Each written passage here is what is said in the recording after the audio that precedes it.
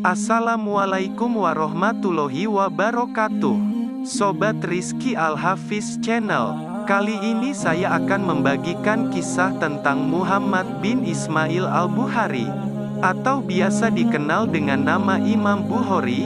Beliau adalah periwayat hadis sahih yang bersamaan dengan Imam Muslim, yang sering kita temukan di dalam riwayat-riwayat hadis sahih.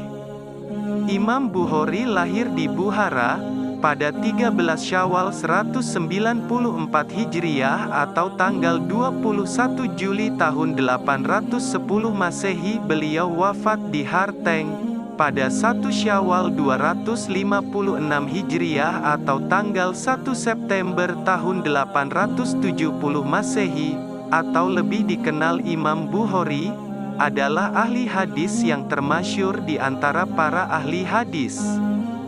Sejak dulu hingga kini bersama dengan Imam Muslim, Abu Dawud, Tirmidzi, An-Nasai dan Ibnu Majah, bahkan dalam buku-buku fikih dan hadis, hadis-hadisnya memiliki derajat yang tinggi.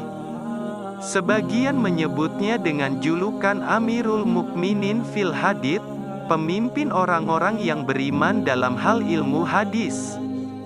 Dalam bidang ini, hampir semua ulama di dunia merujuk kepadanya. Masa kecil Imam Bukhari, dia diberi nama Muhammad oleh ayahnya, Ismail bin Ibrahim. Yang sering menggunakan nama asli dia ini adalah Imam Tirmidzi dalam komentarnya setelah meriwayatkan hadis dalam kitab Sunanud Tirmidzi. Sedangkan kunyahnya adalah Abu Abdullah. Karena lahir di Bukhara, Uzbekistan, Asia Tengah, dia dikenal sebagai Al-Bukhari. Dengan demikian nama lengkapnya adalah Abu Abdillah Muhammad bin Ismail bin Ibrahim bin Al-Mughirah bin Bardisbah Al-Jufi Al-Bukhari. Ia lahir pada tanggal 13 Syawal 194 Hijriah, tanggal 21 Juli tahun 810 Masehi. Tak lama setelah lahir, dia kehilangan penglihatannya. Dalam satu riwayat, ibunya bermimpi bahwa Nabi Ibrahim mendatanginya seraya berkata, "Janganlah kau bersedih, sesungguhnya anakmu akan dapat melihat kembali dikarenakan doamu terhadap anakmu." Dan keesokan harinya, Al-Bukhari pun dapat melihat kembali. Bukhari dididik dalam keluarga ulama yang taat beragama. Dalam kitab As-Siqat, Ibnu Hibban menulis bahwa ayahnya dikenal sebagai orang yang waro, dalam arti berhati-hati terhadap hal-hal yang bersifat syubhat hukumnya, terlebih-lebih terhadap hal yang haram. Ayahnya adalah seorang ulama bermazhab Maliki dan merupakan murid dari Imam Malik, seorang ulama besar dan ahli fikih. Ayahnya wafat ketika Imam Bukhari masih kecil. Imam Bukhari berguru kepada Syekh Ad-Dakli, ulama ahli hadis yang masyhur di Bukhara. Pada usia 16 tahun bersama keluarganya, ia mengunjungi kota suci terutama Mekah dan Madinah, di mana di kedua kota suci itu dia mengikuti kajian para guru besar hadits.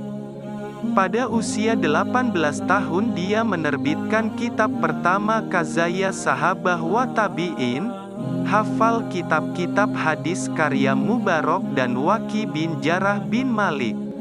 Bersama gurunya Syekh Ishaq, menghimpun hadis-hadis sahih dalam satu kitab setelah menyaring dari 1 juta hadis yang diriwayatkan 80.000 perawi, menjadi 7.275 hadis. Imam Bukhari memiliki daya hafal tinggi sebagaimana yang diakui kakaknya, Rashid bin Ismail.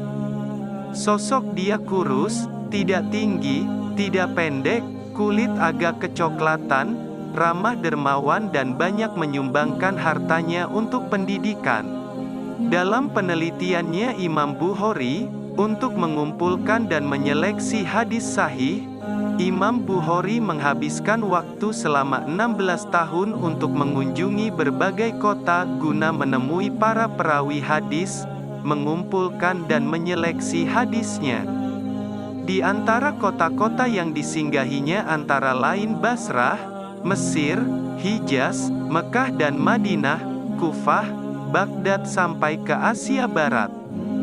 Di Baghdad, Imam Bukhari sering bertemu dan berdiskusi dengan seorang ulama besar, Ahmad bin Hambal. Di kota-kota itu ia bertemu dengan 80.000 perawi. Dari mereka dia mengumpulkan dan menghafal 1 juta hadis. Namun tidak semua hadis yang ia hafal kemudian diriwayatkan, melainkan terlebih dahulu diseleksi dengan seleksi yang sangat ketat, di antaranya apakah sanad atau riwayat dari hadis tersebut bersambung dan apakah perawinya hadis itu terpercaya dan kuat. Menurut Ibnu Hajar al-Asqalani, akhirnya Imam Bukhari menuliskan sebanyak 9.082 hadis dalam karya monumentalnya Al-Jami' Al-Sahih yang dikenal sebagai Sahih Bukhari. Banyak para ahli hadis yang berguru kepadanya seperti Syekh Abu Zahrah, Abu Hatim Tirmidzi, Muhammad ibn Nasr dan Imam Muslim. Di antara guru-gurunya dalam memperoleh hadis dan ilmu hadis adalah Ali ibnu al-Madini, Ahmad bin Hambal, Yahya bin Ma'in, Muhammad ibnu Yusuf al-Faryabi, Maki ibnu Ibrahim al-Baki, Muhammad ibnu Yusuf al-Baikandi dan Ibnu Rahawai. Selain itu ada 289 ahli hadis yang hadisnya dikutip dalam bukunya Sahih Bukhari.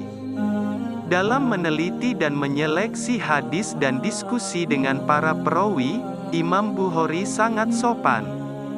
Kritik-kritik yang ia lontarkan kepada para perawi juga cukup halus namun tajam.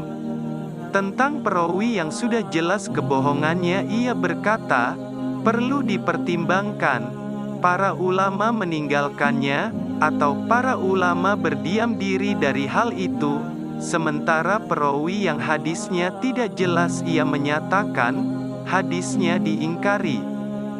Bahkan banyak meninggalkan perawi yang diragukan kejujurannya. Dia berkata, saya meninggalkan 10.000 hadis yang diriwayatkan oleh perawi yang perlu dipertimbangkan dan meninggalkan hadis-hadis dengan jumlah yang sama atau lebih, yang diriwayatkan oleh perawi yang dalam pandanganku perlu dipertimbangkan. Banyak para ulama atau perawi yang ditemui sehingga Imam Bukhari banyak mencatat jati diri dan sikap mereka secara teliti dan akurat. Untuk mendapatkan keterangan yang lengkap mengenai sebuah hadis, mengecek keakuratan sebuah hadis ia berkali-kali mendatangi ulama atau perawi meskipun berada di kota-kota atau negeri yang jauh seperti Baghdad, Kufah, Mesir, Syam, Hijaz. Seperti yang dikatakan beliau, saya telah mengunjungi Syam, Mesir, dan Jazirah masing-masing 2 kali, ke Basrah 4 kali, menetap di Hijaz selama 6 tahun, dan tidak dapat dihitung berapa kali saya mengunjungi Kufah dan Baghdad untuk menemui ulama-ulama ahli hadis. Di sela-sela kesibukannya sebagai ulama pakar hadis, ia juga dikenal sebagai ulama dan ahli fikih, bahkan tidak lupa dengan kegiatan-kegiatan olahraga dan rekreatif seperti kegiatan belajar memanah sampai mahir. Bahkan menurut suatu riwayat, Imam Bukhari tidak pernah luput memanah kecuali 2 kali. Karya Imam Bukhari antara lain adalah Al-Jami' As-Sahih yang dikenal sebagai Sahih Bukhari, Al-Adab Al-Mufrad, Ad-Du'afa As-Soghir, Tarikh As-Soghir, Tarikh Al-Awsat, Tarikh Al-Kabir, Tafsir Al-Kabir, Al-Musnad Al-Kabir, Kazaya Sahabah wa Tabi'in, Kitab Al-Ilal, Raful Yadain fi As-Solah, Birul Al-Waladain, Kitab Ad-Du'afa, Asami As-Sahabah, Al-Hibah, Halaq Hafal Al-Ibad, Al-Kuno, Al-Qiro'ah Half Al-Imam. Kebesaran akan keilmuan beliau diakui dan dikagumi sampai ke seluruh dunia Islam. Di Naisabur, tempat asal Imam Muslim, seorang ahli hadis yang juga murid Imam Bukhari dan yang menerbitkan kitab Sahih Muslim, kedatangan beliau pada tahun 250 Hijriah disambut meriah, juga oleh guru Imam Bukhari sendiri Muhammad bin Yahya Az-Zihli. Dalam kitab Sahih Muslim, Imam Muslim menulis, "Ketika Imam Bukhari datang ke Naisabur, saya tidak melihat kepala daerah, para ulama dan warga kota memberikan sambutan luar biasa seperti yang mereka berikan kepada Imam Bukhari. Namun kemudian terjadi fitnah yang menyebabkan Imam Bukhari meninggalkan kota itu dan pergi ke kampung halamannya di Bukhara. Seperti halnya di Naisabur, di Bukhara dia disambut secara meriah. Namun ternyata fitnah kembali melanda, kali ini datang dari gubernur Bukhara sendiri, Khalid bin Ahmad Az-Zihli, yang akhirnya gubernur ini menerima hukuman dari Sultan Uzbekistan Ibnu Tahir. Tak lama kemudian, atas permintaan warga Samarkand, sebuah negeri tetangga Uzbekistan, Imam Bukhari akhirnya menetap di Samarkand. Tiba di Harteng, sebuah desa kecil sebelum Samarkand, ia singgah untuk mengunjungi beberapa familinya. Namun di sana dia jatuh sakit selama beberapa hari, dan akhirnya meninggal pada malam Idul Fitri dalam usia 60 tahun atau 62 tahun dalam hitungan Hijriah. Ia dimakamkan selepas salat zuhur pada hari raya Idul Fitri.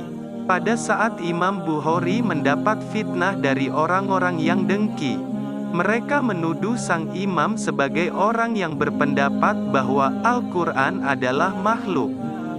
Hal inilah yang menimbulkan kebencian dan kemarahan gurunya, Az-Zihli, kepadanya. Kata Az-Zihli, barang siapa berpendapat lafaz-lafaz Al-Quran adalah makhluk, maka ia adalah ahli bid'ah. Ia tidak boleh diajak bicara dan majelisnya tidak boleh didatangi. Dan barang siapa masih mengunjungi majelisnya, curigailah dia. Setelah adanya ultimatum tersebut, orang-orang mulai menjauhinya. Sebenarnya, Imam Bukhari tak pernah mengatakan lafaz Al-Quran sebagai makhluk. Diceritakan, ketika itu seseorang berdiri dan mengajukan pertanyaan kepadanya, "Bagaimana pendapat Anda tentang lafaz-lafaz Al-Quran, makhluk ataukah bukan?"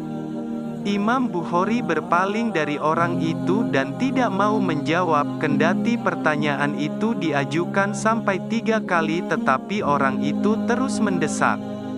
Ia pun menjawab, "Al-Quran adalah kalam Allah, bukan makhluk. Sedangkan perbuatan manusia adalah makhluk dan fitnah merupakan bid'ah." Pendapat yang dikemukakan Imam Bukhari ini, yakni dengan membedakan antara yang dibaca dengan bacaan, adalah pendapat yang menjadi pegangan para ulama ahli tahqiq, pengambil kebijakan, dan ulama salaf. Tetapi dengki dan iri adalah buta dan tuli.